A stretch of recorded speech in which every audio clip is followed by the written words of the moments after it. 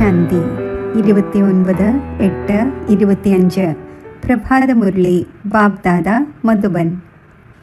ബാബ പറയുന്നു, മധുരമായ കുട്ടികളെ, തൻ്റെ സേഫ്റ്റിക്ക് വേണ്ടി വികാരങ്ങളാകുന്ന മായയുടെ നഖങ്ങളിൽ നിന്നും സദാ സുരക്ഷിതമായിരിക്കണം. ദേഹാഭിമാനത്തിൽ ഒരിക്കലും വരരുത്. ചോദ്യം: പുണ്യ ആത്മാവാകുന്നതിനായി ബാബ എല്ലാ കുട്ടികൾക്കും ഏതൊരു മുഖ്യ ശിക്ഷണം നൽകുന്നു? ഉത്തരം: ബാബ പറയുന്നു, കുട്ടികളെ, പുണ്യ ആത്മാവാകണമെങ്കിൽ 1. ശ്രീമത്തനുസരിച്ച് സദാ നടന്നുകൊണ്ടിരിക്കൂ. ഓർമ്മയുടെ യാത്രയിൽ അലംഭാവം കാണിക്കരുത്. 2. ആത്മാഭിമാനി ആകുന്നതിൻ്റെ പൂർണ്ണ പുരുഷാർത്ഥം ചെയ്ത് കാമം എന്ന മഹാശത്രുവിൻ്റെ മേൽ വിജയം പ്രാപ്തമാക്കൂ. ഈ സമയം പുണ്യാത്മാവായി ഈ ദുഃഖധാമത്തെ മറികടന്ന് സുഖധാമത്തിലേക്ക് പോകുവാനുള്ള സമയമാണ്. ഓം ശാന്തി. ബാബ തന്നെയാണ് ദിവസവും കുട്ടികളോട് ചോദിക്കുന്നത്. ശിവ് ബാബയെക്കുറിച്ച് കുട്ടികൾ ഉള്ളവൻ എന്ന് പറയുകയില്ല. ആത്മാക്കൾ അനാദിയാണ്. ബാബയും അങ്ങനെയാണ്. ഈ സമയം ബാബയും ദാദയും 2 പേരുമുണ്ട്. അപ്പോൾ തന്നെയാണ് കുട്ടികളെ പരിപാലിക്കേണ്ടത്. എത്ര കുട്ടികളാണുള്ളത്? അവരുടെ പരിപാലന ചെയ്യേണ്ടതുണ്ട്. ഓരോരുത്തരുടെയും കണക്ക് വയ്ക്കേണ്ടതുണ്ട്. ഏതുപോലെ ലൗകിക പിതാവിനും ചിന്തയുണ്ടായിരിക്കുന്നുവല്ലോ. മനസ്സിലാക്കുന്നു, എൻ്റെ കുട്ടിയും ഈ ബ്രാഹ്മണ കുലത്തിൽ വന്നെങ്കിൽ നന്നായിരുന്നേനെ. നമ്മുടെ കുട്ടികളും പവിത്രമായ ലോകത്തിലേക്ക് പോയെങ്കിൽ, ഈ പഴയ മായയുടെ തോട്ടിൽ ഒഴുകി പോകാതിരുന്നെങ്കിൽ. പരിധിയില്ലാത്ത ബാബയ്ക്കും കുട്ടികളുടെ ചിന്തയുണ്ടായിരിക്കുന്നു. എത്ര സെന്റേഴ്സാണുള്ളത്? ഏത് കുട്ടിയെ എവിടെ അയക്കട്ടെ, അതിലൂടെ അവർ സേഫ്റ്റിയായിരിക്കട്ടെ. ഇക്കാലത്ത് സേഫ്റ്റിയും പ്രയാസമാണ്. ലോകത്തിൽ യാതൊരു സേഫ്റ്റിയുമില്ല. സ്വർഗത്തിലാണെങ്കിൽ ഓരോരുത്തരുടെയും സേഫ്റ്റിയുണ്ട്. ഇവിടെ ആരുടെയും സേഫ്റ്റി ഇല്ല. എവിടെയെങ്കിലുമൊക്കെ വികാരങ്ങളാകുന്ന മായയുടെ നഖങ്ങളിൽ കുടുങ്ങിപ്പോകുന്നു. ഇപ്പോൾ ആത്മാക്കളായ നിങ്ങൾക്ക് ഇവിടെ പഠനം ലഭിച്ചിരിക്കുന്നു. സത്യത്തിൻ്റെ സംഘവും ഇവിടെയാണ്. ഇവിടെ നിന്ന് തന്നെ ദുഃഖധാമത്തിൽ നിന്നും മറികടന്ന് സുഖധാമത്തിലേക്ക് പോകണം. കാരണം ഇപ്പോൾ കുട്ടികൾക്ക് മനസ്സിലായി ദുഃഖധാമം എന്താണ്, സുഖധാമം എന്താണ്. തീർച്ചയായും ഇപ്പോൾ ദുഃഖധാമമാണ്. നമ്മൾ വളരെയധികം പാപം ചെയ്തു. അവിടെ പുണ്യ ആത്മാക്കൾ തന്നെയാണ് വസിക്കുന്നത്. നമുക്ക് ഇപ്പോൾ പുണ്യ ആത്മാവാകണം. ഇപ്പോൾ നിങ്ങൾ ഓരോരുത്തരും തൻ്റെ 84 ജന്മങ്ങളുടെ ഹിസ്റ്ററിയും ജോഗ്രഫിയും അറിഞ്ഞു കഴിഞ്ഞു. ലോകത്തിൽ ആരും 84 ജന്മങ്ങളുടെ ഹിസ്റ്ററിയും ജോഗ്രഫിയും അറിയുന്നില്ല. ഇപ്പോൾ ബാബ വന്ന് മുഴുവൻ ജീവിത കഥയും മനസ്സിലാക്കിച്ചു തന്നു. ഇപ്പോൾ നിങ്ങൾക്കറിയാം, നമുക്ക് പൂർണ്ണമായും പുണ്യ ആത്മാവാകണം ഓർമ്മയുടെ യാത്രയിലൂടെ. ഇതിൽ തന്നെയാണ് വളരെയധികം ചതിക്കപ്പെടുന്നത്, അലംഭാവം കാണിക്കുന്നതിലൂടെ. ബാബ പറയുന്നു, ഈ സമയം അലംഭാവം നല്ലതല്ല. ശ്രീമത്തനുസരിച്ച് നടക്കണം. അതിലും മുഖ്യമായ കാര്യം പറയുന്നു. ഒന്നാമതായി ഓർമ്മയുടെ യാത്രയിലിരിക്കൂ. രണ്ടാമതായി കാമം എന്ന മഹാശത്രുവിൻ്റെ മേൽ ജയം നേടണം. ബാബയെ സർവരും വിളിക്കുന്നു. കാരണം ആ ഒന്നിലൂടെ ആത്മാക്കൾക്ക് ശാന്തിയുടെയും സുഖത്തിൻ്റെയും സമ്പത്ത് ലഭിക്കുന്നു. മുമ്പ് ദേഹാഭിമാനിയായിരുന്നു. അപ്പോൾ ഒന്നും മനസ്സിലാകുമായിരുന്നില്ല. ഇപ്പോൾ കുട്ടികളെ ആത്മാഭിമാനിയാക്കി മാറ്റുന്നു. പുതിയവർക്ക് ആദ്യം 1 പരിധിയുള്ളതും 2 പരിധിയില്ലാത്തതുമായ പിതാവിൻ്റെ പരിചയം നൽകണം. പരിധിയില്ലാത്ത ബാബയിൽ നിന്നും സ്വർഗത്തിൻ്റെ ഭാഗ്യമുണ്ടാകുന്നു.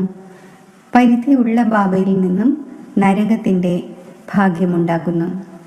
കുട്ടി യുവ അവസ്ഥയിലാകുമ്പോൾ പ്രോപ്പർട്ടിയുടെ അവകാശിയാകുന്നു. വിവേകം വരുമ്പോൾ പിന്നെ പതുക്കെ മായയ്ക്ക് അധീനമായി മാറുന്നു. അതെല്ലാം രാവണ രാജ്യത്തിൻ്റെ, അതായത് വികാരി ലോകത്തിൻ്റെ സമ്പ്രദായങ്ങളാണ്. ഇപ്പോൾ കുട്ടികളായ നിങ്ങൾക്കറിയാം, ഈ ലോകം മാറിക്കൊണ്ടിരിക്കുന്നു. ഈ പഴയ ലോകത്തിൻ്റെ വിനാശം ഉണ്ടായിക്കൊണ്ടിരിക്കുന്നു. ഒരു ഗീതയിൽ തന്നെയാണ് വിനാശത്തിൻ്റെ വർണ്ണനയുള്ളത്. മറ്റ് ശാസ്ത്രങ്ങളിൽ മഹാഭാരത മഹായുദ്ധത്തിൻ്റെ വർണ്ണനയില്ല. ഇത് ഗീതയുടെ പുരുഷോത്തമ സംഗമയുഗമാണ്. ഗീതയുടെ യുഗം എന്നാൽ ആദി സനാതന ദേവീദേവതാ ധർമ്മത്തിൻ്റെ സ്ഥാപന. ഗീത തന്നെ ദേവീദേവതാ ധർമ്മത്തിൻ്റെ ശാസ്ത്രമാണ്. അപ്പോൾ ഇത് ഗീതയുടെ യുഗമാണ്. ഇതിൽ പുതിയ ലോകം സ്ഥാപിതമായിക്കൊണ്ടിരിക്കുന്നു. മനുഷ്യർക്കും പരിവർത്തനപ്പെടണം, മനുഷ്യനിൽ നിന്നും ദേവതയാകണം. പുതിയ ലോകത്തിൽ തീർച്ചയായും ദൈവിക ഗുണങ്ങളുള്ള മനുഷ്യർ വേണമല്ലോ. ഈ കാര്യങ്ങൾ ലോകം അറിയുന്നില്ല. അവർ കൽപ്പത്തിൻ്റെ ആയുസ്സിൻ്റെ സമയം വളരെയധികം നൽകിയിരിക്കുകയാണ്. ഇപ്പോൾ കുട്ടികളായ നിങ്ങൾക്ക് ബാബ മനസ്സിലാക്കിച്ചു തരുന്നു. നിങ്ങൾ മനസ്സിലാക്കുന്നുമുണ്ട്. ബാബ നമ്മളെ തീർച്ചയായും പഠിപ്പിക്കുകയാണ്. ശ്രീകൃഷ്ണനെ ഒരിക്കലും അച്ഛൻ, ടീച്ചർ അല്ലെങ്കിൽ ഗുരു എന്ന് പറയുക സാധ്യമല്ല. ശ്രീകൃഷ്ണൻ ടീച്ചറാണെങ്കിൽ എവിടെ നിന്നാണ് പഠിച്ചത്? കൃഷ്ണനെ ജ്ഞാനസാഗരം എന്ന് പറയുവാൻ സാധിക്കില്ല. ഇപ്പോൾ കുട്ടികളായ നിങ്ങൾ വലിയ വലിയ ആൾക്കാർക്ക് മനസ്സിലാക്കിച്ചു കൊടുക്കണം. പരസ്പരം ഒത്തുചേർന്ന് അഭിപ്രായമെടുക്കണം. സേവനത്തിൻ്റെ അഭിവൃദ്ധി എങ്ങനെ ഉണ്ടാകട്ടെ? വിഹംഗ മാർഗത്തിലുള്ള സേവനം എങ്ങനെ ഉണ്ടാകും? ബ്രഹ്മകുമാരിമാരെക്കുറിച്ച് ഇത്രയും കോലാഹലങ്ങൾ നടക്കുന്നു. പിന്നെ മനസ്സിലാക്കും ഇവർ സത്യമായവരാണ്. ബാക്കി ലോകമാകട്ടെ അസത്യമാണ്. അതിനാൽ സത്യത്തിൻ്റെ തോണിയെ കുലുക്കിക്കൊണ്ടിരിക്കും. കൊടുങ്കാറ്റ് വരുന്നുവല്ലോ. നിങ്ങൾ തോണിയാണ്, അത് മറികടന്നു പോകുന്നു. നിങ്ങൾക്കറിയാം, നമുക്ക് ഈ മായാവി ലോകത്തിൽ നിന്നും മറികടന്നു പോകണം. ഏറ്റവും ആദ്യത്തെ നമ്പറിൽ വരുന്ന കൊടുങ്കാറ്റാണ് ദേഹാഭിമാനത്തിൻ്റെ. അതാണ് ഏറ്റവും മോശമായത്. ഇത് തന്നെയാണ് സർവരെയും പതീതമാക്കിയത്. അതിനാൽ ബാബ പറയുന്നു, കാമം മഹാശത്രുവാണ്. ഇത് വളരെ വേഗതയുള്ള കൊടുങ്കാറ്റ് പോലെയാണ്. ചിലർ ഇതിൻ്റെ മേൽ ജയം നേടിയിട്ടുമുണ്ട്. ഗൃഹസ്ഥ വ്യവഹാരത്തിൽ പോയവർ പിന്നെ രക്ഷിക്കുവാനായി ശ്രമിക്കുന്നു. കുമാരിമാർക്കാകട്ടെ വളരെ സഹജമാണ്. അതിനാൽ നാമവും പാടപ്പെട്ടിരിക്കുന്നത് കനയ്യ എന്നാണ്. ഇത്രയും കന്യകമാർ തീർച്ചയായും ശിവ് ബാബയുടേതായിരിക്കും. ദേഹധാരിയായ ശ്രീകൃഷ്ണന് ഇത്രയും കന്യകമാർ ഉണ്ടാവുക സാധ്യമല്ല. ഇപ്പോൾ നിങ്ങൾ ഈ പഠനത്തിലൂടെ പട്ടമഹിഷിയാകുന്നു. ഇതിൽ മുഖ്യമായും പവിത്രതയും ആവശ്യമാണ്. സ്വയം നോക്കണം, ഓർമ്മയുടെ ചാർട്ട് ശരിയാണോ?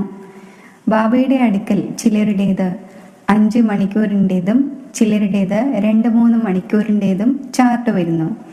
ചിലരാണെങ്കിൽ എഴുതുന്നതേ ഇല്ല. വളരെ കുറവാണ് ഓർമ്മിക്കുന്നത്. എല്ലാവരുടെയും യാത്ര ഏകരസമാവുക സാധ്യമല്ല. ഇനിയും അനേകം കുട്ടികൾ വൃത്തി പ്രാപിക്കും. ഓരോരുത്തരും തൻ്റെ ചാർട്ട് നോക്കണം. എനിക്ക് എത്രത്തോളം പദവി നേടുവാൻ സാധിക്കും, എത്രത്തോളം സന്തോഷമുണ്ട്. നമുക്ക് സദാ എന്തുകൊണ്ട് സന്തോഷം ഉണ്ടായിരുന്നുകൂടാ? ഉയർന്നതിലും ഉയർന്ന ബാബയുടേതായിരിക്കുന്നു. ഡ്രാമയനുസരിച്ച് നിങ്ങൾ വളരെയധികം ഭക്തി ചെയ്തിട്ടുണ്ട്. ഭക്തർക്ക് ഫലം നൽകുവാനാണ് ബാബ വന്നിരിക്കുന്നത്. രാവണ രാജ്യത്തിലാണെങ്കിൽ വികർമ്മം തന്നെയാണ് ഉണ്ടാകുന്നത്. നിങ്ങൾ പുരുഷാർത്ഥം ചെയ്യുന്നു സദോ പ്രധാന ലോകത്തിലേക്ക് പോകുവാനായി. ആരാണോ പൂർണ്ണമായ പുരുഷാർത്ഥം ചെയ്യാത്തത്, അപ്പോൾ സദോയിലായിരിക്കും വരുന്നത്. എല്ലാവരും ഇത്രയും ജ്ഞാനം എടുക്കില്ല. സന്ദേശം തീർച്ചയായും കേൾക്കും, പിന്നെ എവിടെയുമായിരിക്കാം. അതിനാൽ ഓരോ കോണിലും പോകേണ്ടത് ആവശ്യമാണ്. വിദേശത്തും മിഷൻ പോകേണ്ടതാണ്. ബൗദ്ധരുടെയും ക്രിസ്ത്യൻസിൻ്റെയും മിഷൻ ഏതുപോലെ ഇവിടെ ഉണ്ടല്ലോ. മറ്റ് ധർമ്മങ്ങളിലുള്ളവരെ തൻ്റെ ധർമ്മത്തിലേക്ക് കൊണ്ടുവരുന്നതിൻ്റെ മിഷൻ ഉണ്ടായിരിക്കുന്നു. നിങ്ങൾ മനസ്സിലാക്കുന്നുണ്ട്, നമ്മൾ യഥാർത്ഥത്തിൽ ദേവീ ദേവതാ ധർമ്മത്തിലേതായിരുന്നു. ഇപ്പോൾ ഹിന്ദു ധർമ്മത്തിലേതാ ആയിരിക്കുന്നു. നിങ്ങളുടെ അടുക്കൽ കൂടുതലായും ഹിന്ദു ധർമ്മത്തിൽ ഉള്ളവരായിരിക്കും വരുന്നത്. അവരിലും ആരാണോ ശിവന്റെയും ദേവതമാരുടെയും പൂജാരിയായിരിക്കുന്നത് അവർ വരും. ബാബ പറഞ്ഞിട്ടുണ്ട്, രാജാക്കന്മാരുടെയും സേവനം ചെയ്യൂ. അവർ സാധാരണയായി ദേവതമാരുടെ പൂജാരിയായിരിക്കും. അവരുടെ വീട്ടിൽ ക്ഷേത്രം ഉണ്ടായിരിക്കുന്നു. അവരുടെയും മംഗളം ചെയ്യണം. നിങ്ങളും മനസ്സിലാക്കണം, നമ്മൾ ബാബയോടൊപ്പം ദൂരദേശത്തു നിന്നും വന്നിരിക്കുകയാണ്. ബാബ വന്നിരിക്കുന്നത് തന്നെ പുതിയ ലോകം സ്ഥാപിക്കുവാനാണ്. നിങ്ങളും ചെയ്തുകൊണ്ടിരിക്കുന്നു. ആര് സ്ഥാപിക്കുന്നുവോ അവർ പാലിക്കുകയും ചെയ്യും. ഉള്ളിൽ ലഹരി ഉണ്ടായിരിക്കേണ്ടതാണ്. നമ്മൾ ശിവ് ബാബയുടെ അടുക്കൽ വന്നിരിക്കുന്നു ദൈവിക രാജ്യം സ്ഥാപിക്കുവാൻ, മുഴുവൻ വിശ്വത്തെയും സ്വർഗമാക്കുവാൻ. ആശ്ചര്യം തോന്നുന്നു, ഈ ദേശത്തിൽ എന്തെല്ലാമാണ് ചെയ്തുകൊണ്ടിരിക്കുന്നത്. പൂജ എങ്ങനെയാണ് ചെയ്യുന്നത്? നവരാത്രിയിൽ ദേവിമാരുടെ പൂജ ഉണ്ടാകുന്നുവല്ലോ. രാത്രി ഉണ്ടെങ്കിൽ പകലുമുണ്ട്. നിങ്ങളുടെ ഒരു ഗീതവുമുണ്ട്. എന്ത് അതിശയമാണ് കണ്ടത്! മണ്ണിൻ്റെ പാവയുണ്ടാക്കി അലങ്കരിച്ച് അതിനെ പൂജിക്കുന്നു. പിന്നെ അതിനോട് അത്രയ്ക്ക് ഹൃദയം ചേരുന്നു, അതായത് അടുപ്പമുണ്ടാകുന്നു. അത് മുക്കി താഴ്ത്തുമ്പോൾ കരയാൻ തുടങ്ങുന്നു. മനുഷ്യർ മരിക്കുമ്പോൾ ചിതാഭസ്മവും കൊണ്ടുപോകുന്നു. ഹരിനാമം ചൊല്ലൂ, ഹരിനാമം ചൊല്ലൂ എന്ന് പറഞ്ഞ് മുക്കി താഴ്ത്തുന്നു. വളരെ പേർ പോകുന്നുവല്ലോ. നദിയാണെങ്കിൽ സദാ ഉണ്ട്. നിങ്ങൾക്കറിയാം, ഈ യമുനയുടെ തീരത്തായിരുന്നു രാസനൃത്തവും മറ്റും ചെയ്തിരുന്നത്. അവിടെ വലിയ വലിയ കൊട്ടാരങ്ങൾ ഉണ്ടായിരിക്കുന്നു. നിങ്ങൾക്ക് തന്നെയാണ് പോയി ഉണ്ടാക്കേണ്ടത്. ആരെങ്കിലും വലിയ പരീക്ഷ പാസ്സാകുമ്പോൾ അവരുടെ ബുദ്ധിയിലുണ്ടായിരിക്കും, പാസ്സായ ശേഷം പിന്നെ ഇത് ചെയ്യും, കെട്ടിടം നിർമ്മിക്കും എന്നെല്ലാം. നിങ്ങൾ കുട്ടികളും ചിന്ത വയ്ക്കണം, നമ്മൾ ദേവതയാവുന്നു. ഇപ്പോൾ നമ്മൾ തൻ്റെ വീട്ടിലേക്ക് പോകും. വീടിനെ ഓർമ്മിച്ച് സന്തോഷിക്കേണ്ടതാണ്. മനുഷ്യർ യാത്ര കഴിഞ്ഞ് വീട്ടിലേക്ക് മടങ്ങുമ്പോൾ സന്തോഷമുണ്ടാകുന്നു. ഇപ്പോൾ നമ്മൾ വീട്ടിലേക്ക് പോകുന്നു. എവിടെയാണോ ജന്മമുണ്ടായത്. നമ്മൾ ആത്മാക്കളുടെ വീടാണ് മൂലവതനം. എത്ര സന്തോഷമുണ്ടാകുന്നു! മനുഷ്യർ ഇത്രയും ഭക്തി ചെയ്യുന്നത് തന്നെ മുക്തിക്ക് വേണ്ടിയാണ്. പക്ഷേ ഡ്രാമയിൽ പാർട്ട് ഇങ്ങനെയാണ്, തിരിച്ചു പോകുന്നതിൻ്റേത് ആർക്കും തന്നെ ലഭിക്കുന്നില്ല. നിങ്ങൾക്കറിയാം, അവർക്ക് പകുതി കൽപ്പം തീർച്ചയായും പാർട്ട് അഭിനയിക്കണം. ഇപ്പോൾ നമ്മുടെ 84 ജന്മങ്ങളും പൂർത്തിയാകുന്നു. ഇപ്പോൾ തിരിച്ചു പോകണം. പിന്നെ രാജധാനിയിലേക്ക് വരും. വീടിൻ്റെയും രാജധാനിയുടെയും ഓർമ്മയാണുള്ളത്. ഇത്രമാത്രം. ഇവിടെ ഇരിക്കുമ്പോഴും ചിലർക്കൊക്കെ തൻ്റെ ഫാക്ടറിയുടെയും മറ്റും ഓർമ്മയുണ്ടായിരിക്കുന്നു. നോക്കൂ, ഏതുപോലെ ബിർളയുണ്ട്. ബിർളയ്ക്ക് എത്ര ഫാക്ടറീസും മറ്റും ഉണ്ടായിരിക്കുന്നു. മുഴുവൻ ദിവസവും അതിൻ്റെ ചിന്തയുണ്ടായിരിക്കും. അവരോട് ബാബയെ ഓർമ്മിക്കൂ എന്ന് പറയുകയാണെങ്കിൽ അവർക്ക് എത്ര ബുദ്ധിമുട്ട് ഉണ്ടാകും. ഓരോ നിമിഷവും തൊഴിലിൻ്റെ ഓർമ്മ വന്നുകൊണ്ടിരിക്കും. ഏറ്റവും സഹജം മാതാക്കൾക്കാണ്. അവരെക്കാളും കന്യകമാർക്കാണ്. ജീവിച്ചിരിക്കെ മരിക്കണം. മുഴുവൻ ലോകത്തെയും മറക്കണം. നിങ്ങൾ സ്വയം ആത്മാവാണ് എന്ന് മനസ്സിലാക്കി ശിവ് ബാബയുടേതാകുന്നു. ഇതിനെ ജീവിച്ചിരിക്കെ മരിക്കുക എന്ന് പറയുന്നു. ദേഹസഹിതം ദേഹത്തിൻ്റെ എല്ലാ സംബന്ധവും ഉപേക്ഷിച്ച് സ്വയം ആത്മാവാണ് എന്ന് മനസ്സിലാക്കി ശിവ് ബാബയുടേതായി മാറണം. ശിവ് ബാബയെ തന്നെ ഓർമ്മിച്ചു കൊണ്ടിരിക്കണം. കാരണം പാപങ്ങളുടെ ഭാരം ശിരസിൽ വളരെയധികമുണ്ട്. ആഗ്രഹം എല്ലാവർക്കുമുണ്ട്, നമ്മൾ ജീവിച്ചിരിക്കെ മരിച്ച് ശിവ് ബാബയുടേതായി മാറട്ടെ എന്ന്. ശരീരത്തിൻ്റെ ബോധം ഇല്ലാതിരിക്കട്ടെ. നമ്മൾ അശരീരിയായി വന്നിരുന്നു, വീണ്ടും അശരീരിയായി പോകണം. ബാബയുടേതായിരിക്കുന്നു. അപ്പോൾ ബാബയെ അല്ലാതെ രണ്ടാമത് ആരുടെയും ഓർമ്മ ഉണ്ടായിരിക്കരുത്. ഇങ്ങനെ വേഗത്തിൽ നടക്കട്ടെ, എങ്കിൽ പിന്നെ യുദ്ധവും വേഗം തുടങ്ങും. ബാബ എത്ര മനസ്സിലാക്കിച്ചു തരുന്നു. നമ്മൾ ശിവ് ബാബയുടേതാണല്ലോ, നമ്മൾ അവിടെ വസിക്കുന്നവരാണ്. ഇവിടെയാണെങ്കിൽ എത്ര ദുഃഖമാണുള്ളത്. ഇപ്പോൾ ഇത് അന്തിമ ജന്മമാണ്. ബാബ പറഞ്ഞു തന്നിട്ടുണ്ട്, നിങ്ങൾ സദോ പ്രധാനമായിരുന്നു, മറ്റാരും ആയിരുന്നില്ല. നിങ്ങൾ എത്ര ധനികരായിരുന്നു. ഈ സമയത്തെ ധനം കൗടിയാണ്. പക്ഷേ ഇത് ഒന്നും തന്നെയല്ല, കൗടികളാണ്. ഇവയെല്ലാം അല്പകാലത്തെ സുഖത്തിന് വേണ്ടിയുള്ളതാണ്.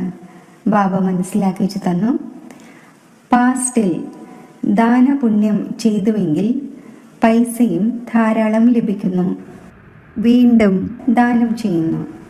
പക്ഷേ ഇത് ഒരു ജന്മത്തിൻ്റെ കാര്യമാണ്.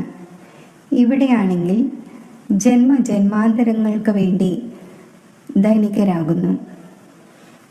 എത്ര വലിയ പ്രശസ്തി ഉണ്ടോ അത്രയും വലിയ ദുഃഖം നേടുക എന്നാണ്.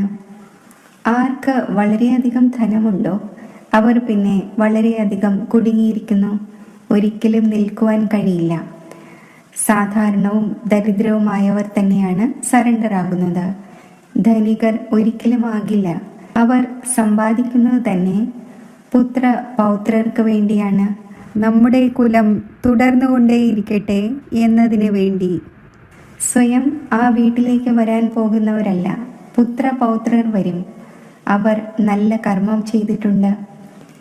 വളരെയധികം ധനം ആര് ദാനം ചെയ്യുന്നുവോ അവർ രാജാവാകുന്നു. എന്നാൽ എവർ ഹെൽത്തി അല്ല. രാജ്യം ഭരിച്ചുവെങ്കിൽ എന്തുണ്ടായി? അവിനാശി സുഖമില്ലല്ലോ. ഇവിടെ ഓരോ ചുവടിലും അനേകം പ്രകാരത്തിലുള്ള ദുഃഖം ഉണ്ടായിരിക്കുന്നു. അവിടെ ഈ എല്ലാ ദുഃഖങ്ങളും ദൂരെയാകുന്നു. ബാബയെ വിളിക്കുന്നു, നമ്മുടെ ദുഃഖം ദൂരീകരിക്കൂ എന്ന്. നിങ്ങൾ മനസ്സിലാക്കുന്നുണ്ട് എല്ലാ ദുഃഖവും ദൂരെ ആകേണ്ടതുണ്ട് എന്ന്. കേവലം ബാബയെ ഓർമ്മിച്ചു കൊണ്ടിരിക്കൂ. ഒരു ബാബയിൽ നിന്നുമല്ലാതെ മറ്റാരിൽ നിന്നും സമ്പത്ത് ലഭിക്കുന്നില്ല. ബാബ മുഴുവൻ വിശ്വത്തിൻ്റെയും ദുഃഖം ദൂരെയാക്കുന്നു. ഈ സമയത്ത് മൃഗങ്ങൾക്ക് പോലും എത്ര ദുഃഖമാണുള്ളത്. ഇത് ദുഃഖധാമം തന്നെയാണ്. ദുഃഖം വർദ്ധിച്ചു വരുന്നു, തമോ പ്രധാനമായിക്കൊണ്ടിരിക്കുന്നു. ഇപ്പോൾ നമ്മൾ സംഗമയുഗത്തിലിരിക്കുന്നു. അവരെല്ലാം കലിയുഗത്തിലാണ്. ഇതാണ് പുരുഷോത്തമ സംഗമയുഗം. ബാബ നമ്മെ പുരുഷോത്തമനാക്കിക്കൊണ്ടിരിക്കുന്നു. ഇത് ഓർമ്മയുണ്ടായിരുന്നാലും സന്തോഷമുണ്ടായിരിക്കും. ഭഗവാൻ പഠിപ്പിക്കുകയാണ്, വിശ്വത്തിൻ്റെ അധികാരിയാക്കി മാറ്റുന്നു. ഇത് ഓർമ്മിക്കൂ. ആ ഒന്നിൻ്റെ കുട്ടികൾ ഭഗവാൻ ഭഗവതി ആകേണ്ടതാണല്ലോ പഠനത്തിലൂടെ. ഭഗവാനാണെങ്കിൽ സുഖം നൽകുന്നവനാണ്. പിന്നെ ദുഃഖം എങ്ങനെ ലഭിക്കുന്നു? അതും ബാബ ഇരുന്ന് മനസ്സിലാക്കിച്ചു തരുന്നു. ഭഗവാന്റെ കുട്ടികൾ പിന്നെ എന്തുകൊണ്ടാണ് ദുഃഖത്തിലായിരിക്കുന്നത്? ഭഗവാൻ ദുഃഖം ഹരിച്ച് സുഖമുണ്ടാക്കുന്നവനാണ്. അപ്പോൾ തീർച്ചയായും ദുഃഖമുണ്ടായിരിക്കുമ്പോൾ വരുന്നു. അതിനാലാണ് പാടുന്നത്. നിങ്ങൾക്കറിയാം, ബാബ നമ്മെ രാജയോഗം പഠിപ്പിച്ചു കൊണ്ടിരിക്കുന്നു. നമ്മൾ പുരുഷാർത്ഥം ചെയ്തുകൊണ്ടിരിക്കുന്നു.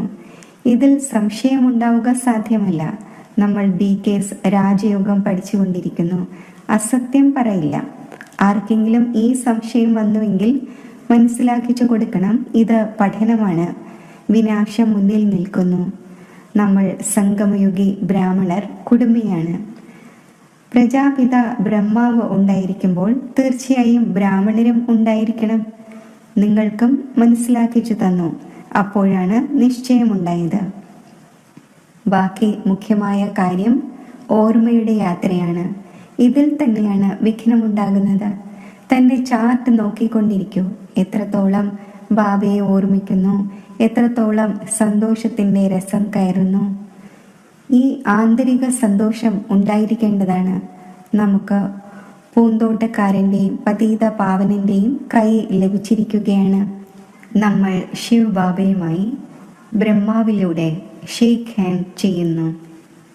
ശരി, മധുരമധുരമായ സിഖിലതെ കുട്ടികൾക്ക് മാതാവും പിതാവുമായ ബാബ്ദാദയുടെ സ്നേഹസ്മരണകൾ. Good morning. ആത്മീയ പിതാവിൻ്റെ ആത്മീയ കുട്ടികൾക്ക് നമസ്തേ. ധാരണയ്ക്കുള്ള മുഖ്യസാരം: തൻ്റെ വീടിനെയും രാജധാനിയും ഓർമ്മിച്ച് അപാര സന്തോഷത്തിലിരിക്കണം. സദാ ഓർമ്മയുണ്ടായിരിക്കട്ടെ, ഇപ്പോൾ നമ്മുടെ യാത്ര പൂർത്തിയായി കഴിഞ്ഞു. നമ്മൾ പോവുകയാണ് നമ്മുടെ വീട്ടിലേക്ക്. പിന്നെ രാജധാനിയിൽ വരും. നമ്മൾ ശിവ് ബാബയുമായി ബ്രഹ്മാവിലൂടെ ഷെയ്ക്ക് ഹാൻഡ് നടത്തുന്നു. ആ പൂന്തോട്ടക്കാരൻ നമ്മെ പതീതത്തിൽ നിന്നും പാവനമാക്കിക്കൊണ്ടിരിക്കുന്നു. നമ്മൾ ഈ പഠനത്തിലൂടെ സ്വർഗത്തിലെ പട്ടമഹിഷയാകുന്നു. ഈ ആന്തരിക സന്തോഷത്തിലിരിക്കണം. വരദാനം: 3 പ്രകാരത്തിലുള്ള വിജയത്തിൻ്റെ മെഡൽ പ്രാപ്തമാക്കുന്ന സദാ വിജയിയായി ഭവിക്കട്ടെ. വിജയമാലയിൽ നമ്പർ പ്രാപ്തമാക്കുന്നതിന് വേണ്ടി ആദ്യം സ്വയം തൻ്റെ മേൽ വിജയി, പിന്നെ സർവരുടെയും മേൽ വിജയി, പിന്നെ പ്രകൃതിയുടെ മേൽ വിജയിയാകൂ. എപ്പോഴാണോ ഈ 3 പ്രകാരത്തിലുമുള്ള വിജയത്തിൻ്റെ മെഡൽ പ്രാപ്തമാകുന്നത്, അപ്പോൾ വിജയമാലയിലെ മുത്താകുവാൻ സാധിക്കും.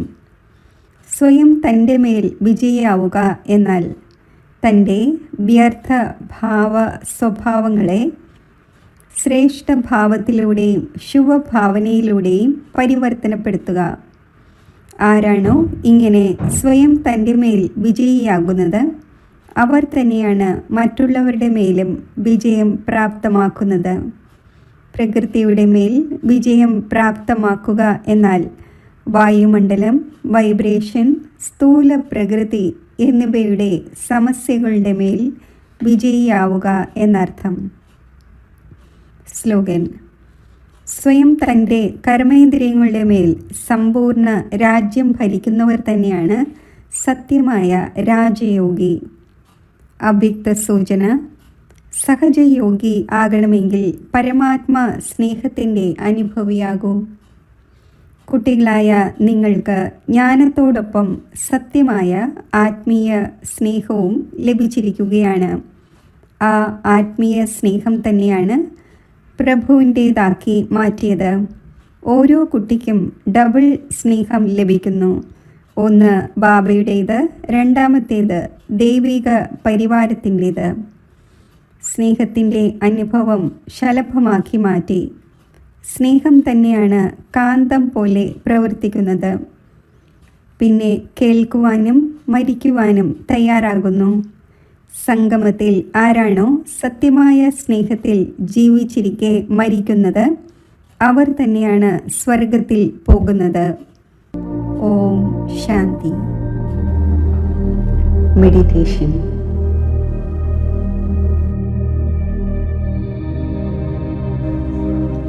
മനസ്സിനെ ബാഹ്യമായ സങ്കല്പങ്ങളിൽ നിന്നും പിൻവലിച്ച് സദാ പ്രകാശിക്കുന്ന എൻ്റെ സത്യസ്വരൂപത്തിലേക്ക് ഏകാഗ്രമാക്കുന്നു.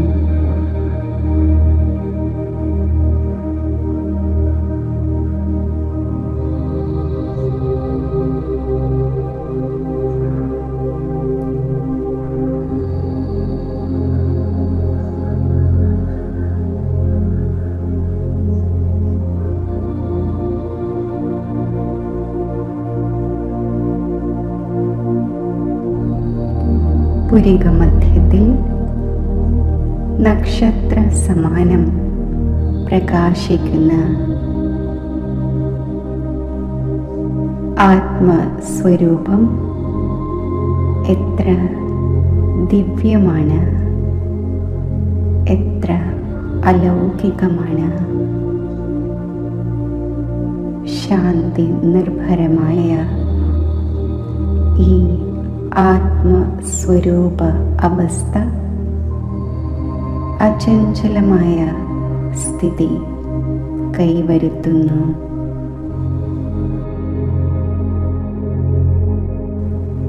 ഈ ആത്മസ്വരൂപ അവസ്ഥയിൽ സ്ഥിതി ചെയ്യുമ്പോൾ ശിവബാബയുടെ സ്നേഹഭരിതമായ ഓർമ്മ എന്നിൽ ഉദയം ചെയ്യുന്നു. ഈ സ്നേഹനിർഭരമായ ഓർമ്മ എൻ്റെ ബോധതലത്തെ ദൃശ്യ പ്രപഞ്ചത്തിൽ നിന്നും മാറ്റി പരമധാമത്തിൽ സ്ഥിതി ചെയ്യിക്കുന്നു.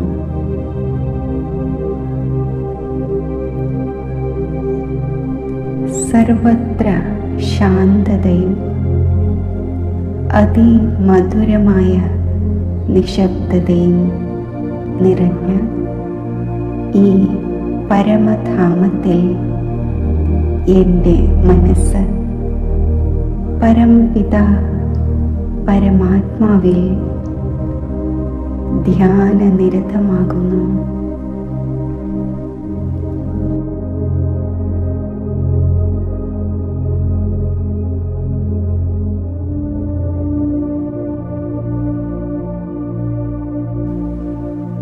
മംഗളരൂപിയായ പരമാത്മാവിൻ്റെ സ്മൃതിയുടെ ആഴങ്ങളിലേക്ക് പോകുമ്പോൾ ഉള്ളിൽ അതിരില്ലാത്ത ആനന്ദം ഉദയം ചെയ്യുന്നു.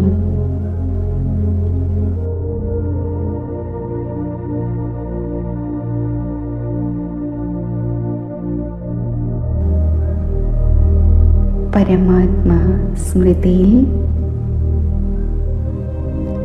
അലിഞ്ഞു ചേർന്നിരിക്കുമ്പോൾ ചിത്തത്തിലെ സർവ മായാസങ്കൽപ്പങ്ങൾ, വികൽപ്പങ്ങൾ ഇവയുടെ ഇരുൾ മാറുന്നു.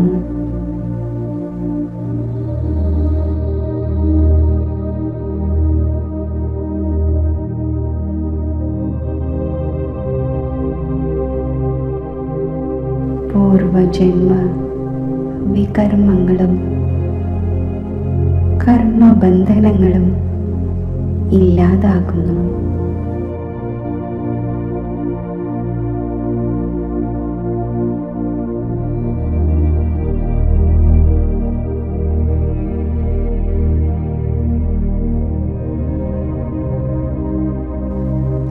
ചിത്തം പ്രകാശമാനമാകുന്നു. എൻ്റെ അത്യന്തം നിർമ്മലമായ സ്വരൂപം ഉദയം ചെയ്യുന്നു.